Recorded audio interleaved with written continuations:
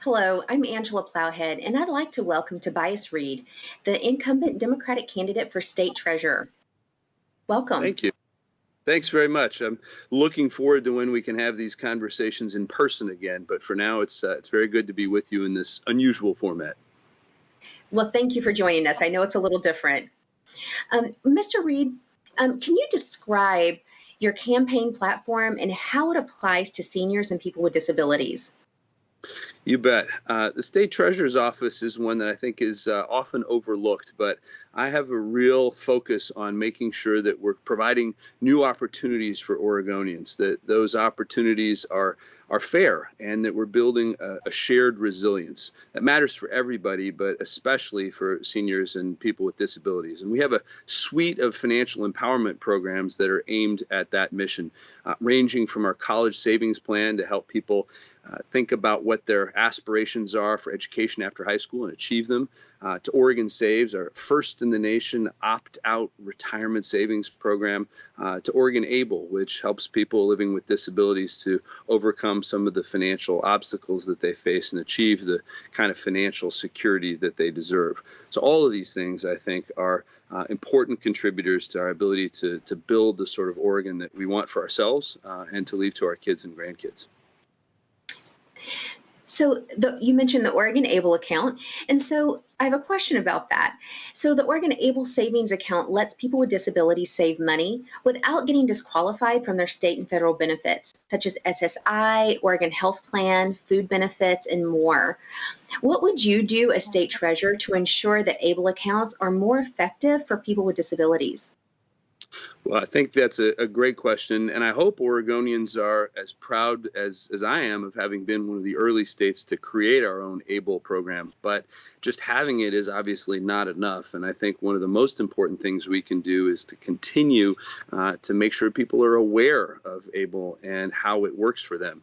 We've taken a really grassroots approach, and our team is out in the before times in person, working with community organizations and other state agencies to connect with people where they are. We also recognize that we're not always the best trusted partner to deliver those messages, so those partnerships are really important.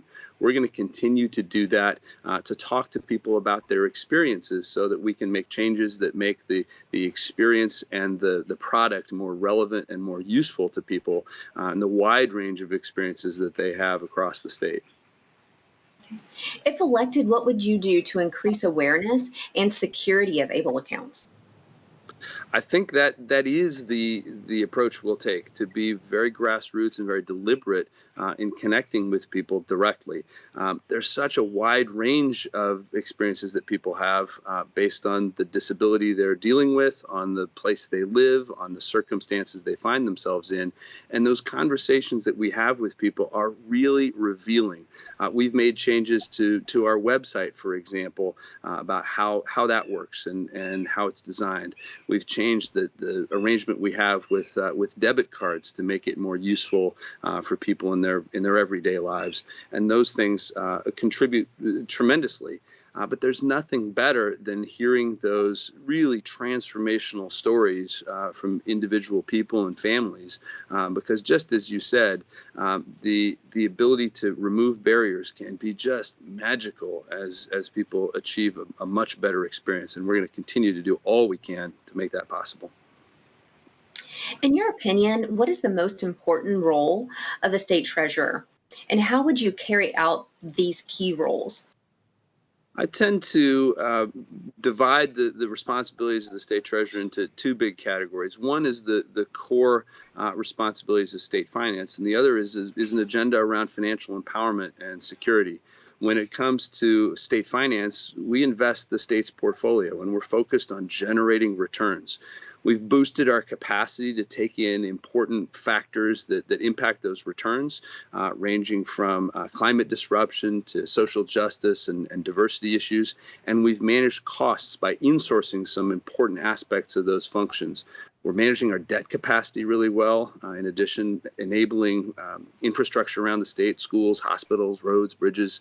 And then we have these range of financial empowerment programs to give people tools, whether it's for education after high school, retirement, or the obstacles that some people with disabilities face.